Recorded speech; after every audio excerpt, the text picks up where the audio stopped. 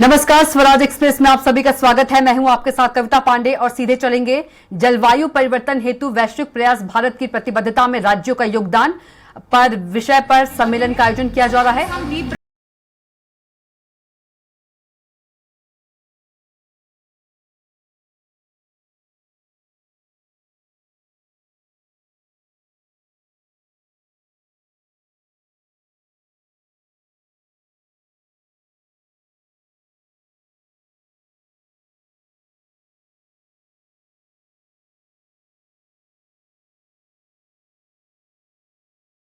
All the guests to come on the dais, Mr. Ajay Jha, Director Parvi, Dr. Vivekanand Pai, National Secretary, Vigyan Bharati Kochi, Srimati Manju Bala Joshi, Secretary, Sikodicon, Shri R.S. Prasad, former Additional Chief Secretary, and yes.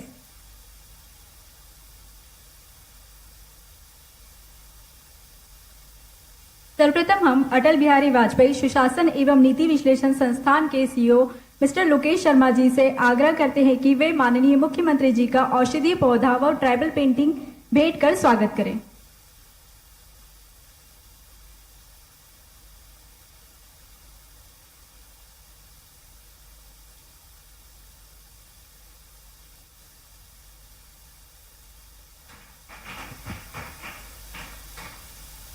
हाँ. Now I will request Shri Anil Kothari ji, Director General MPCST, to welcome Shri Ravi Shankar Prasad. Thank you, sir.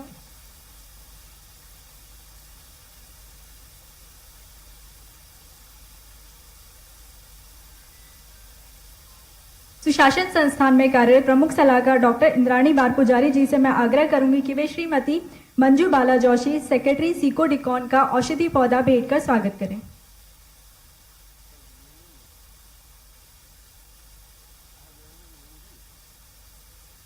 अब मैं नर्मदा समग्र के secretary Karan Singh Kaushik ji से आग्रह करूंगी कि वो विवेकानंद पाई जी का मेडिसिनल प्लांट और ट्राइबल पेंटिंग के साथ स्वागत करें।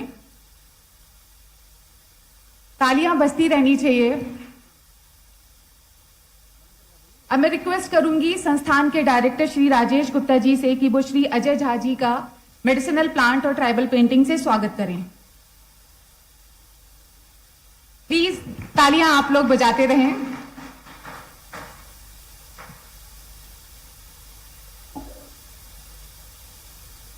Mr. Erik Solheim, former Norway's Minister International Development and Environment and Executive Director of the UNEP, वो हमारे साथ आज वर्चुअली यहाँ पर जुड़ रहे हैं। हम उनका भी मेडिसिनल प्लांट और ट्राइबल पेंटिंग से स्वागत करते हैं।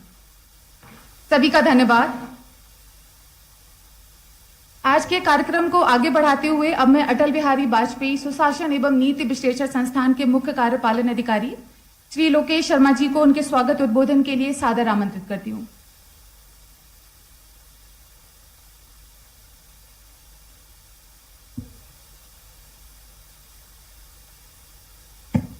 नमस्कार। माननीय मुख्यमंत्री doctor Mohan Yadav ji, R S. Prasad ji, Manju Bala ji, Vivekanand Pai ji and my dear friend Erik Solheim और आज आए हुए सभी पर्यावरण प्रेमियों, आप सभी को नमस्कार। आज के पहली तरह के प्रदेश के कार्यक्रम, इसको प्री कॉप कंसल्टेशन के रूप में लिया गया, उसमें आप सभी का मैं स्वागत करता हूँ और माननीय मुख्यमंत्री जी को धन्यवाद देता हूं कि उन्होंने हमें इस तरह के संगोष्ठी करने के लिए प्रोत्साहन दिया और इस महत्वपूर्ण विषय को स्टेट में किसी भी प्रदेश में कैसा रोल निभाया जा सकता है उस पर विचार करने के लिए आप सभी लोगों को इनवाइट करने के लिए, हमें आगे बढ़ने के लिए प्रोत्साहित किया। आज का ये कंसल्टेशन AIGGPA, MPCST, नर्मदा समग्र, पैरवी, CO सिटकॉन के साथ मिलने के कारण ही संभव हो पाया है, तो मैं इन संस्थाओं को भी धन्यवाद देता हूं। मुझे लगता है कि क्लाइमेट चेंज, जलवायु परिवर्तन ऐसी समस्या है जिसकी कोई सीमाएं नहीं। इसका किसी एक देश, किसी एक प्रदेश, किसी एक समाज से बढ़कर इस पर काम करने की आवश्यकता है। जहां भारत ने अपने limited contribution on climate change के बावजूद भी बड़े टारगेट्स को अपने साथ लिया, मुझे लगता है कि ऐसे टारगेट जो बड़े डेवलप्ड कंट्रीज हैं वो नहीं ले पाए। भारत ने एक बड़ा स्टैंड उसके प्रति लिया और माननीय प्रधानमंत्री जी ने स्पष्ट किया कि जलवायु परिवर्तन सिर्फ हमारी वजह से नहीं है, लेकिन हम दृढ़ संकल्प के साथ इसका मुकाबला करेंगे और कंधे से कंधा मिलाकर देश की सभी बड़ी शक्तियों के साथ हम साथ में चलेंगे और एक तरह का हम उदाहरण पेश करेंगे कि प्रगति के साथ साथ जलवायु परिवर्तन पर कैसे काम किया जा सकता है, प्रकृति को कैसे बचाया जा सकता है। COP26 में माननीय प्रधानमंत्री जी ने पंचामृत के रूप में भविष्य के लिए एक ब्लूप्रिंट पेश किया, इसकी सारी दुनिया में सराहना हुई और भारत को एज ए ग्रीन लीडर के रूप में देखा जाने लगा। पर कोऑपरेटिव फेडरलिज्म का एक अच्छा उदाहरण देते हुए मध्य प्रदेश इसमें आगे आया। जब प्रधानमंत्री जी ने आह्वान किया कोऑपरेटिव फेडरलिज्म का, अपना मिशन रखा ग्लोबल लेवल पे क्योंकि कैसी भागीदारी हो, तो ये दिन पहली बार इसमें चर्चा का विषय बना और आज सब हम लोग उसी कारणवश यहां पर इस कार्यक्रम में आए हैं। जहां पर सरकारों का अपना रोल है, मुझे लगता है कि कम्युनिटीज का भी पार्टिसिपेशन का अपना एक बड़ा योगदान रहता है। भारत में अगर हम देखें तो हमारे जल जंगल जमीन की सुरक्षा करने के लिए हमारे जनजाति भाई बहन एक तरह से प्रहरी रूप में सदियों से काम कर रहे हैं। एक बड़ी सीख लेने की आवश्यकता है, लेकिन उनके लिए किस तरह के पॉलिसी इंटरवेंशन की आवश्यकता है, कैसे उनको सपोर्ट किया जा सकता है, क्या उनसे सीखा जा सकता है, उस पर एक बड़ी चर्चा होगी। साथ में ही मध्य प्रदेश देश में सबसे आगे राज्यों में है जिनकी इकोनॉमिक ग्रोथ हमेशा डबल डिजिट में रही है। 2 दशकों से यहाँ पर हम लोग इकोनॉमिक एस्पेक्ट पे ग्रो करते रहे, लेकिन बावजूद उसके भी पर्यावरण संरक्षण या क्लाइमेट चेंज के पर्सपेक्टिव से एनवायरमेंट कंजर्वेशन पे बहुत सारे इनिशिएटिव हुए और उसका रिजल्ट भी प्रत्यक्ष रूप से हमारे सामने आया। सस्टेनेबिलिटी के एस्पेक्ट से हमारे जो एनवायरमेंट रिलेटेड पॉलिसीज हैं वो काम करती हैं, उसका रिजल्ट हमारे सामने है। आज उन्हीं चीजों पे चर्चाएं होंगी। मैं आप सभी लोगों को आज के कार्यक्रम के लिए शुभकामनाएं देता हूं और आप सबकी भागीदारी के लिए धन्यवाद देता हूं। नमस्ते।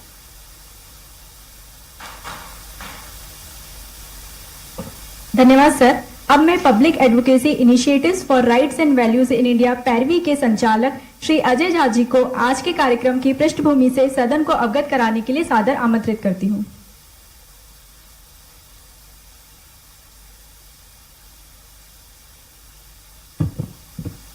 माननीय मुख्यमंत्री जी डॉक्टर मोहन यादव जी, आदरणीय श्री रविशंकर प्रसाद जी, आदरणीय श्री दवे जी, आदरणीय श्री विवेकानंद पाई जी, आदरणीय मंजू जी, आदरणीय श्री कोठारी जी, आदरणीय श्री लोकेश शर्मा जी, सब लोगों को प्रणाम और यहाँ पे इस चिंतन के लिए जो लोग आए हुए हैं सब लोगों को नमस्कार और प्रणाम। मैं तो AIGGPA और MP कॉस्ट को पहले साधुवाद देना चाहूंगा और मध्य प्रदेश की सरकार को कि पहली बार इस तरह की बैठक जो है राज्य के स्तर पे हो रही है। मुझे एक लगता है कि बहुत अच्छी शुरुआत है और इससे राज्य क्या क्या रोल हो सकता है, क्या उनकी भूमिका हो सकती है हमारे नेशनल अचीवमेंट को पाने में, इसके लिए मुझे लगता है कि ये एक बहुत महत्वपूर्ण कदम है। जैसा कि आप लोग शायद परिचित होंगे कि कॉप का 29वीं बैठक, कॉन्फ्रेंस ऑफ पार्टीज कहते हैं इसको, यूनाइटेड नेशंस फ्रेमवर्क कन्वेंशन के कॉन्फ्रेंस ऑफ पार्टीज की बैठक 11 नवंबर से बाकू अजरबैजान में होने वाली है। और रियो पृथ्वी सम्मेलन के बारे में ज्यादातर लोग वाकिफ होंगे। वहां से ये 3 अंतर्राष्ट्रीय संधियां जलवायु परिवर्तन पे और मरुस्थलीकरण के खिलाफ और जैव विविधता को बचाने के लिए 3 संधियां ये शुरू हुई 1992 में और 1995 में कॉप की कॉन्फ्रेंस ऑफ पार्टीज की पहली बैठक जो है बर्लिन जर्मनी में हुई थी। उसके बाद क्योटो, तो पहली बैठक में सब लोगों ने ये निर्णय लिया कि स्वेच्छा से जो है हम अपना कार्बन उत्सर्जन कम करेंगे, लेकिन तुरंत ही लगने लगा कि शायद सबको अगर स्वेच्छा से छोड़ दिया जाए तो शायद ये बहुत बेहतर नहीं है। और 1997 में क्योटो में जापान में एक क्योटो प्रोटोकॉल अडॉप्ट किया गया जिसमें 37 देश जो औद्योगिकृत और विकसित देश हैं, Annex 1 पार्टीज उनको कहते हैं, उनको जिम्मेदारी दी गई कि आपको जरूरी तौर से कम करना है। ऑन एवरेज 5% की दर से उनको कार्बन उत्सर्जन करना था। उसके बाद अगला महत्वपूर्ण बैठक मतलब कॉप की इतिहास में कोपेनहेगन में बैठक में 2009 में हुई थी, जिसमें यह तय किया गया कि इंटरनेशनल कम्युनिटी अपना जो है प्रयास इस तरफ करेगी कि सदी के अंत तक बढ़ने वाला तापमान जो है 2 डिग्री से कम रहा है। कोपेनहेगन में एक और इंपॉर्टेंट निर्णय लिया गया था कि धनी और औद्योगिकृत देश जो है वो विकासशील देशों को $100 बिलियन 2020 तक देंगे। उसके बाद पेरिस में बहुत एक तरह से कहा जाए ग्राउंड ब्रेकिंग एक संधि हुई, जिसमें कहा गया कि अब कार्बन उत्सर्जन को कम करने की जिम्मेदारी सिर्फ विकसित और औद्योगिक देशों की नहीं है, लेकिन सभी लोग हम लोग प्रयास करेंगे और ये कोशिश करेंगे कि सदी के अंत तक बढ़ने वाला तापमान जो है 2 डिग्री से कम हो, और अधिक प्रयासों से ये किया कोशिश की जाए कि वो तापमान में वृद्धि जो है 1.5 डिग्री रही है। अगली बैठक जो है बाकू अजरबैजान में होगी। और एक तरह से अगर हम एक कॉम्प्रिहेंसिव व्यू लेते हैं, बड़े पैमाने पे देखते हैं, तो इन सारी बातचीतों और प्रयास का नतीजा आज ये है कि आज भी हम पिछले साल जो यूनेप की रिपोर्ट आई है उसके आधार पे आज भी हम इस खतरे पे खड़े हैं कि सदी के अंत तक तापमान 2.5 डिग्री या 2.9 डिग्री तक बढ़ने की आशंका है। तो इतने सारे प्रयासों के बावजूद हम लोग अभी तक जो अपेक्षा थी कि तापमान में वृद्धि को 1.5 डिग्री से कम रखा जाए, उससे काफी दूर है। लेकिन ऐसा नहीं है कि कुछ भी नहीं हुआ है। 2015 में यह अनुमान था कि 2030 तक कार्बन उत्सर्जन जो है 16% और बढ़ जाएगा, लेकिन पिछले साल जो अनुमान आए उसके हिसाब से अब 2030 तक वैश्विक उत्सर्जन जो है 3% ही बढ़ने की संभावना है। तो ये प्रगति हुई है और इसमें खास तौर से ये देखा गया है कि भारत जैसे देश और विकासशील देश जो है ज्यादा प्रयास कर रहे हैं, और विकसित देशों से जो अपेक्षा है कि वो चूंकि औद्योगिकृत है, धनी है, तो अपना उत्सर्जन कम करें, और विकासशील देशों को जो है धन और तकनीक टेक्नोलॉजी अवेलेबल कराएं ताकि वो उनका विकास अवरुद्ध ना हो। लेकिन इस पे दुखद ये है कि विकसित देशों की तरफ से बहुत प्रयास नहीं हुए हैं, और अगली बैठक जो 19 COP29 जो बाकू में होगी उसमें मूल रूप से चर्चा है कि लॉन्ग टर्म विजन को कैसे मजबूत किया जाए, और फरवरी 2025 में जो है सभी देशों को अपना एक कार्यक्रम भी देना है जिसको नेशनली डिटरमिन्ड कमिटमेंट्स कहते हैं, उसको कैसे मजबूत किया जाए। और इतनी ही बड़ी बात एक जो है वो जलवायु वित्त के संदर्भ में है, जो $100 बिलियन की पहले जो गोल था उसको एक नए गोल के रूप में और नए गोल के रूप में देखने की गुंजाइश है। तो ये अपेक्षा COP29 से अभी तक है। भारत की सरकार ने शुरू से ही जलवायु परिवर्तन की चर्चा में जलवायु न्याय पे बहुत फोकस दिया है, क्लाइमेट जस्टिस पे बहुत फोकस किया है, और सारे विकासशील देशों को लीडरशिप या नेतृत्व दिया है। राष्ट्रीय स्तर पे भी नेशनल एक्शन प्लान और हर एक स्टेट में स्टेट एक्शन प्लान बने हुए हैं, जो कि विश्व के सबसे बृहत्तर एक तरह से एडेप्टेशन या अनुकूलन के कार्यक्रमों में से है। उसके अलावा अंतर्राष्ट्रीय स्तर पे भारत की तरफ से इंटरनेशनल सोलर अलायंस में इसका नेतृत्व है। Coalition for disaster resilient infrastructure को इंडिया लीड करता है। इंडस्ट्रीज में खास करके जो हेवी इंडस्ट्रीज हैं उसमें कैसे ट्रांसफॉर्मेशन हो उसको इंडिया लीड करता है। और उसके अलावा वन सन वन वर्ल्ड और वन ग्रिड, ये भी ओसो वो ही भारत का एक प्रयास है जिसको कि काफी अंतर्राष्ट्रीय स्तर पे सराहा गया है। मध्य प्रदेश भी काफी अग्रणी रहा है जलवायु परिवर्तन के संदर्भ में प्रयासों में और काम करने में। और अभी भी मुझे पता चला एमपी कॉस्ट ने IIED के साथ मिलकर क्लाइमेट रेजिलियंस पे, एग्रीकल्चर के रेजिलियंस पे अच्छा काम कर रही है, जिसको दूसरे देशों में भी सराहा जा रहा है। मध्य प्रदेश में पुरानी पृष्ठभूमि रही है जलवायु परिवर्तन के प्रति संवेदनशीलता की पॉलिसीज में और सरकारों में, और 2015 में यहाँ पे विधानसभा में एक राष्ट्रीय चिंतन का आयोजन किया गया था। 2016 में कुंभ के समय में श्री शिवराज जी के नेतृत्व में और उस समय Shri Anil Madhav Dave member of parliament थे, उनके नेतृत्व में अंतर्राष्ट्रीय विचार कुंभ का आयोजन किया गया था, जिसमें कई देशों से लोग आए थे। और यहाँ का संवाद और मैसेज और हमारी जो संवेदनशीलता है, हमारा जो कल्चर है, हमारी जो प्रैक्टिसेस हैं जो कि क्लाइमेट रेजिलिएंट हैं और प्रकृति के संरक्षण को बढ़ावा देते हैं, उसका संदेश कई देशों में गया था। अनिल माधव दवे जी बाद में मंत्री भी बने और उन्होंने भारत के स्तर पे और अंतर्राष्ट्रीय स्तर पे नेतृत्व किया भारत का, और उनके प्रयासों और को पहचानते हुए अंतर्राष्ट्रीय स्तर पे उनको ओजोन अवार्ड से भी सम्मानित किया गया था। तो हमारी अपेक्षा है कि ये प्रयास माननीय मुख्यमंत्री जी के भी नर्मदा के संदर्भ में हाल के निर्णय कुछ रहे हैं बहुत ही सराहनीय। तो हम लोगों की ऐसी आशा है कि ये तो पहली शुरुआत है, इस पे और हम चिंतन और प्रयास आने वाले भविष्य में करेंगे। बहुत बहुत धन्यवाद।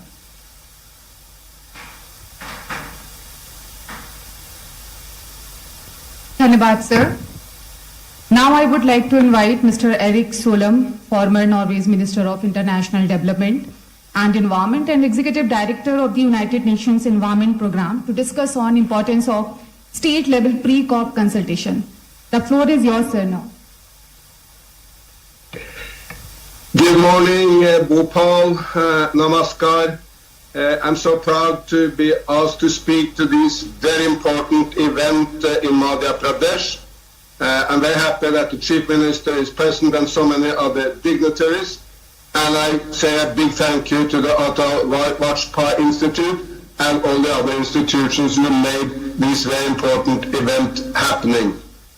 Look, this is very important for a number of reasons. I'm sorry I cannot speak to you in Hindi. I will learn Hindi in my next life. This life I have to speak in English, but hope you can still understand what I say with my Norwegian accent. Look, Madhya Pradesh is a very beautiful state with hard-working people and with some of the greatest heritage in Bharat. For the last 2 years, I've had this arm pink on my arm. That's Ujjain, Madhya Pradesh. I know the Chief Minister himself is representing Ujjain in the State Assembly, and that's his hometown. And of course, Ujjain was also hometown of Brahmagupta and some of the greatest mathematic genius at any time, not just in Bharat, but some of the greatest mathematic genius on planet Earth. They walked around in Ujjain. And added to this, Madhya Pradesh is a very big state. So what happens in Madhya Pradesh has international implications. If Madhya Pradesh had been within the European Union, it would have been the biggest nation in Europe, bigger than Germany. So what we do in Madhya Pradesh is of great global significance. Look, I think you are all aware that we have a triple environment crisis. There is heavy pollution in some places, we are destroying ecosystems, and climate change is a big challenge. I will not focus on the problems, but on the opportunities. Because those nations and those states who focus on the opportunities are those most likely to succeed in the new green economy. And that, of course, is the perspective of no smaller person than Prime Minister Narendra Modi. I listened to him 3 weeks ago in Gandhinagar in Gujarat, and the entire speech was about the enormous opportunities for Bharat, for India, to go green. He didn't dwell with the problems, how India can make 500 gigawatt of green new energy and turn that into jobs and prosperity for the people of India. So focusing on the opportunities rather than on the problems, I think is the way forward for Madhya Pradesh to link up to the great visions of Prime Minister Modi ji. The Prime Minister is launching new green initiatives by the day: green hydrogen mission for India, battery mission, green transport mission. There are so many initiatives from the Prime Minister, and the state of Madhya Pradesh, of course, must work within that national framework. Then the state will be successful. The Prime Minister has brought India from 10 years ago, somewhat in the backseat on environment development, into now being a global leader for green development. India is right front and center in the global leadership, and Madhya Pradesh have a huge place in that. Look, before I come to what can be done in Madhya Pradesh, let me just mention that globally, the one nation besides India which has been most successful on green development, of course, is China. China is now 60% of all green developments anywhere in the world: solar, wind, hydropower, electric batteries, electric car, metros, high-speed rail, whatever you mention. China alone is 60%.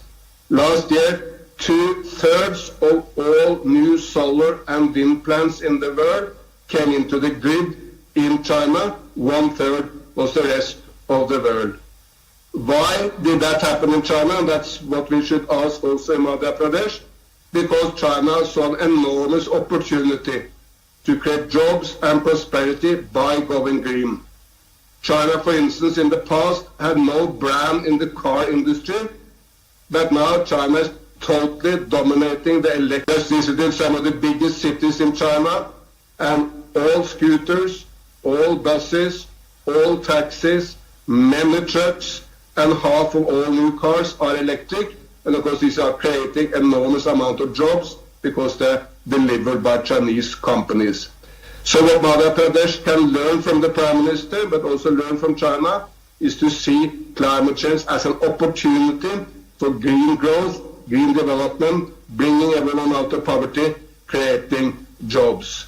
And look, the very successful agreement between India and China, which the Prime Minister, but also Foreign Minister Jaishankar has just brought home, is also creating new opportunities because there will be more trade and more mutual investment between these two Asian giants of India and China.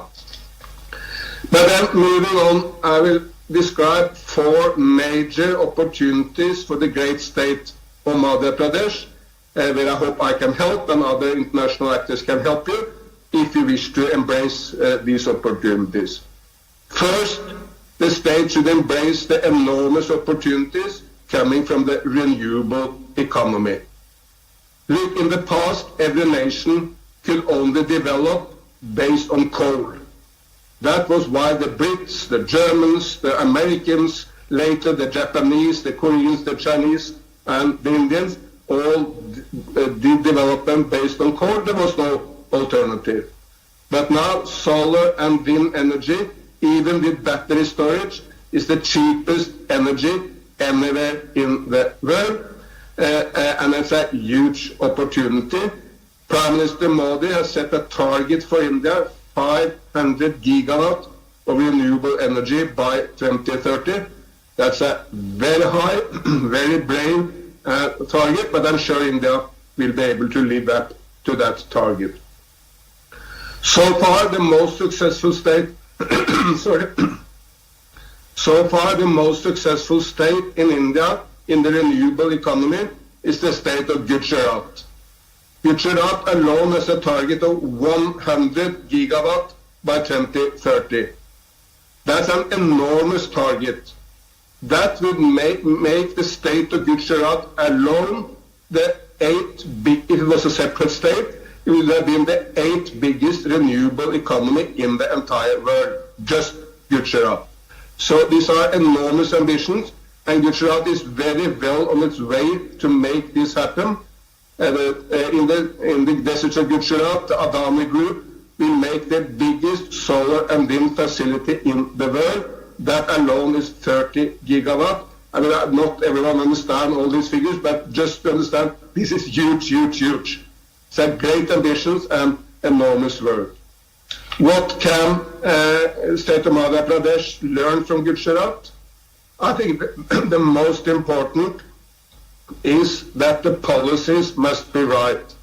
If a state has the right policies, a good investment climate, both investors from Bharat, like Adani, and investors from abroad will come because the renewable opportunities are profitable, they create jobs, they're much better than the old economy, but they will only come if there is little bureaucracy, little red tape, and a clear structure. So establishing, like the state of Gujarat has done, establishing a kind of one-stop shop where investors can come to invest, that is very important for these to happen. Of course, there are related opportunities in the transport economy, which is very close to the renewable economy. Delhi is the front runner here in India. Delhi now has, I think, 2,000 electric buses. Very soon, Delhi will be the biggest electric bus city in the world outside China. So again, huge developments in Bharat, and Gujarat on the renewable economy and Delhi on the transport economy are front runners. I can help, and my friends can help the state of Gujarat by linking you up to the Global Renewable Alliance and to all the organizations, the Global Solar Council, the Global Wind Council, International Hydropower Association, all these organizations for renewable powers, which can help also link up to investors who may come and invest in the. और अब आपको सीधे लिए चलते हैं जहां जलवायु परिवर्तन हेतु वैश्विक प्रयास भारत की प्रतिबद्धता में राज्य का योगदान विषय पर सम्मेलन का आयोजन किया जा रहा है, जिसको मुख्यमंत्री डॉक्टर मोहन यादव संबोधित कर रहे हैं। इस अवसर पर मौजूद आप सब पर्यावरण प्रेमी मित्रों, भाइयों बहनों, प्यारे विद्यार्थी साथियों, पत्रकार बंधुओं, बदलते दौर में खास करके वर्तमान के इस समय में दुनिया एक अलग दौर से गुजर रही है और कमोबेश ये वो दौर भी है जब हम अपने भारतीय जीवन पद्धति, रहन सहन, हमारी मान्यताएं, हमारे रीति रिवाज, इन सबको इनके साथ तालमेल करें तो कई सारे उमड़ते घुमड़ते प्रश्नों के उत्तर भी हमको दिखाई दे रहे हैं। और कई बार इससे जब दुनिया हमसे कहती कि आप जरा ये करो तो हम उनकी तरफ भी देखते हैं और अपनी तरफ भी देखते हैं। इसके लिए किसी शायर ने कोई शेर अच्छा कहा है, धूल चेहरे पे लगी थी और ये आईना साफ करवा रहे। मूल रूप से हमारे अपने जीवन पद्धति में कदम कदम पर आदिकाल से हमारे ऋषि मुनियों ने हमारी जीवन शैली इतनी अच्छे से विकसित की है कि हम सदैव परमात्मा से, प्रकृति से अपने आप को जोड़ के ही चलते हैं। इसलिए वेद वाक्य में कहा गया है, यत पिंडे तत् ब्रह्मांडे, जैसा हमारा पिंड है वही ब्रह्मांड है, दोनों में कोई अंतर नहीं। और पर्यावरण की बात कर रहे हैं, बीच में मैं खड़ा हो गया, मुझे जाने के लिए थोड़ा ये पर्यावरण से इतर भी बात कर ले, लेकिन राजनीतिक पर्यावरण की बात है। माननीय प्रधानमंत्री जी सही कहते हैं कि एक देश तो एक चुनाव होना चाहिए, जब बीच बीच में होते तो कई व्यवस्था डिस्टर्ब होती है। मुझे झारखंड जाना है इसलिए जल्दी खड़ा हो गया हूं। मैंने कहा मेरे को ये कार्यक्रम में पूरे रहने की इच्छा थी, लेकिन माफी चाहते हुए कि झारखंड में नॉमिनेशन फॉर्म जमा कराना है और एक जगह नहीं 2 जगह जमा कराना है, तो पर्यावरण की चिंता करना और राजनीतिक पर्यावरण की चिंता मेरी मजबूरी है, इसलिए दोनों में समान रूप से मुझे ध्यान रखना है। हम सब एक ऐसे वैश्विक गंभीर विषय के लिए बैठे हैं जिनके महत्ता जगजाहिर है। जैसे मैंने कहा है कि यत पिंडे तत् ब्रह्मांडे में, क्या कहूं, वेद वाक्य है। हम अपने शरीर के रोम रोम से इसी प्रकार से जोड़ते हैं, इसलिए हमारे जीवन शैली में भी अभी हमको गुलदस्ते दिए, स्वागत किया तो तुलसी का पौधा देकर के दिया, ये हमारा एहसास कराता है। और हमारे यहाँ तो भोजन में भी भगवान को भोग लगेगा, तो बिना भगवान गणेश जी से आगे बढ़ो तो माता जी के पास जाओ, माता जी के पास उनका शेर क्या है, उनका अपना सवारी क्या है, उनका तालमेल भी हमको दिखता है। कार्तिक सवारी क्या है, उनका तालमेल भी हमको दिखता है। कार्तिकेय के पास जाओ तो कार्तिका का वाहन मोर है। अब ये आप एक दूसरे के इनके साथ तालमेल कैसे बिठाते होंगे। महादेव के पास जाओ तो उनके लिए सर्प बैठे। अब सर्प का दुश्मन मोर भी है, शेर भी है, मूसक भी है। ये पूरी अपने आप में इससे बड़ा पर्यावरण की संतुलन का कौन सा उदाहरण है। सब बैठे अपनी अपनी जगह और महादेव अपनी जगह सीधे गंगा स्नान कर रहे हैं। उनको भी उससे भी और आवश्यकता पड़ रही है। हमारे यहाँ ये अपन कल्पना करते जाओ इन सारी बातों का, सबका संतुलन बनाए रखना। और इसीलिए इस प्रकार से नहीं और आगे बढ़ के देखें तो हमारे यहाँ तो ये जो हमारा सौर ग्रह है, सौर परिवार है, अभी अपन सौर पे तो जाएंगे। तो आप बताइए, हमने आके सबसे पहले दीप प्रज्वलन कराया। अब दीप प्रज्वलन क्यों कराना चाहिए। कोई भी आरती करोगे तो आरती के समय हमारा हाथ गोल क्यों घूमना चाहिए, ये आड़ा टेढ़ा क्यों नहीं जा सकता, ऊपर नीचे क्यों नहीं जा सकता। ये सब सूर्य आराधना का प्रतीक तो है ही है। हमारे लिए उससे जुड़ा हुआ क्या पक्ष। दिवाली तो रोज मनाते हैं, इसी प्रकार से जोड़ के मनाते हैं कि हमारा जीवन तो बगैर सूर्य ऊर्जा के संभव नहीं। अब आप उसका परसेंटेज जोड़ते रहो, हम तो उस बात में भी आगे आई जाते हैं। अभी मैं परसेंटेज देख रहा था, ध्यान में आया कि ये बात सही है कि हमारे देश में और प्रदेश में अब गीगावाट, मेगावाट और इतना उतना ये आप कहोगे, मान सकते हैं, लेकिन ये पर्यावरण से छेड़छाड़ भी की किसने। और अभी हम बचाने के लिए भी कौन आ रहा है।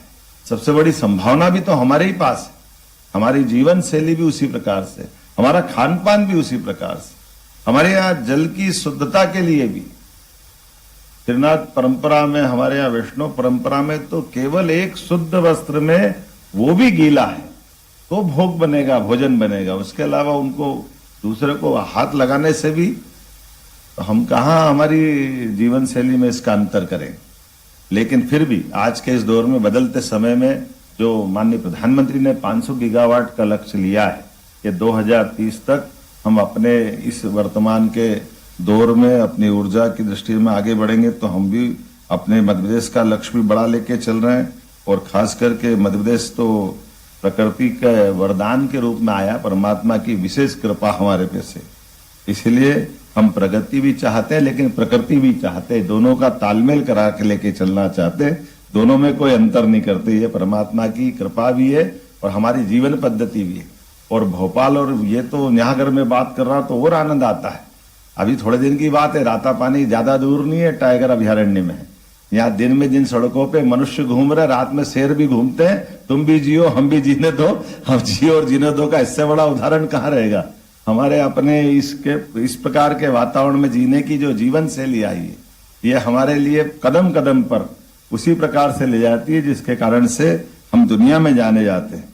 इसलिए प्रकृति प्रेमी, परमात्मा प्रेमी, मानवता प्रेमी और आज के इस बदलते युग में भारत अपनी जवाबदारी को यशस्वी प्रधानमंत्री के नेतृत्व में, अभी हम रोज टीवी खोलो समाचार देखता है, कहीं रूस यूक्रेन का इतनी बार इतना रोज बम फूट रहे कि धीरे समाचार वालों ने ही उसको एक तरफ कर दिया कि अब ये ऐसी हो गई जैसे सामान्य बात हो रही है। इजराइल वो अपनी दुनिया में चल ही रहा है, वह अपने लिए जीने का उदाहरण भी है सामने और सामर्थ्यशाली उदाहरण भी है, तकनीक का उदाहरण भी है, तो देश की अस्मिता बचाने का उदाहरण भी है।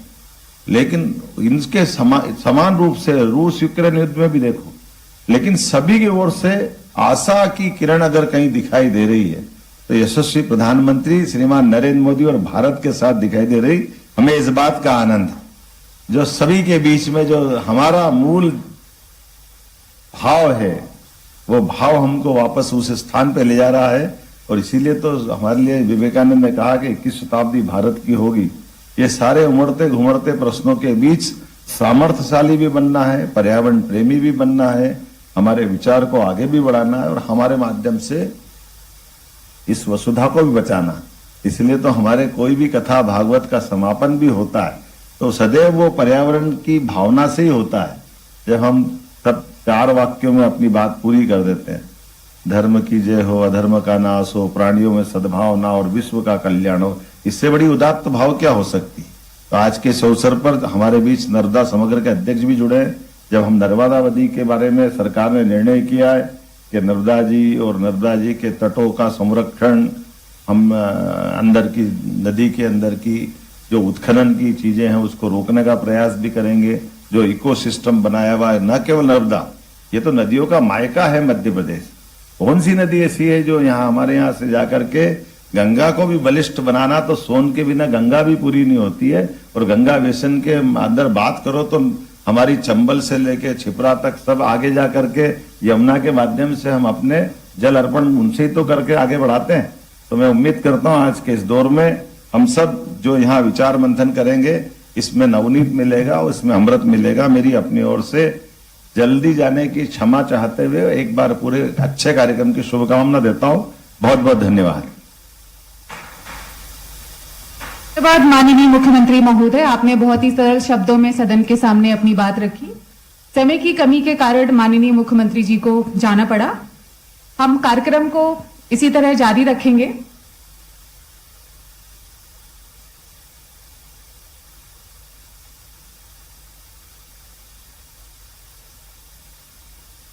हम थोड़ी देर के लिए यहां पर रुक रहे हैं।